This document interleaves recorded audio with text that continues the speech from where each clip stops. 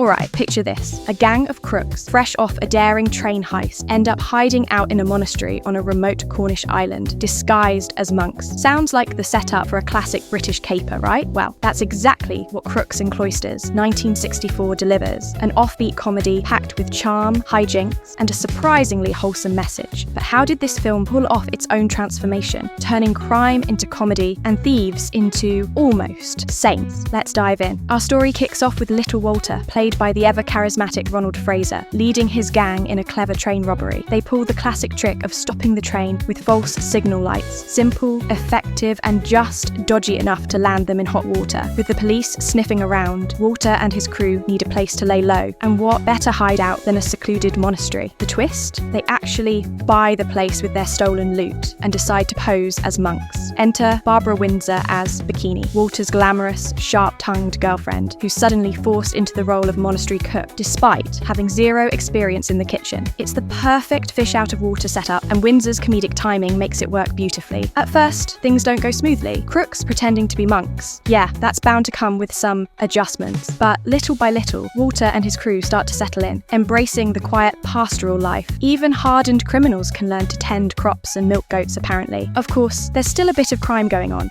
because, well, old habits die hard. With the help of local fisherman Phineas, played by Wilfrid Brambell, of Steptoe and Son fame, they keep their criminal enterprises afloat by smuggling stolen goods. But as time passes, something unexpected happens. They start to like this simple life. Could it be that these crooks are going soft? One of the standout performances comes from Cribbins as Squirts, the gang's lovable rogue who just can't shake his old ways, particularly his love for gambling. His antics lead to the police getting suspicious, adding an extra layer of tension as the gang's peaceful cover is threatened. Meanwhile, Melvin Hayes as Willie brings a touch of sweetness to the story, especially when he falls for June, Francesca Annis, Phineas's granddaughter. Their romance is light and charming, offering a nice contrast to the gang's more cynical outlook. As the film builds toward its conclusion, Walter finally decides it's safe for them to leave. But here's the twist. No one wants to go. This gang of thieves, once all about the fast life, has found something more fulfilling in their quiet existence. Willie and June manage to escape together, but the rest of the gang isn't so lucky. Just as they're about to say goodbye to their newfound paradise, they spot the police waiting for them, busted. But in a final act of redemption, Walter hands over the monastery's deeds to the original monks who had to sell it. Crime might not pay in the end, but at least they did some good along the way. Filmed in Cornwall, Crooks and Cloisters makes the most of its scenic locations.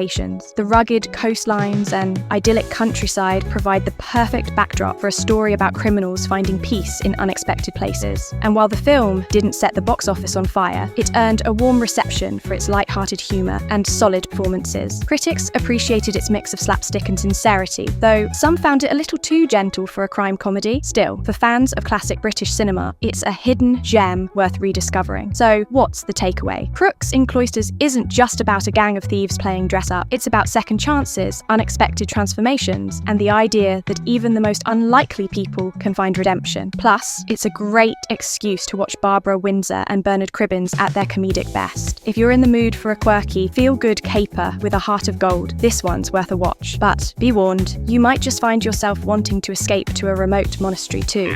I can't leave. Besides, I've got a whole field of curly greens coming up out there.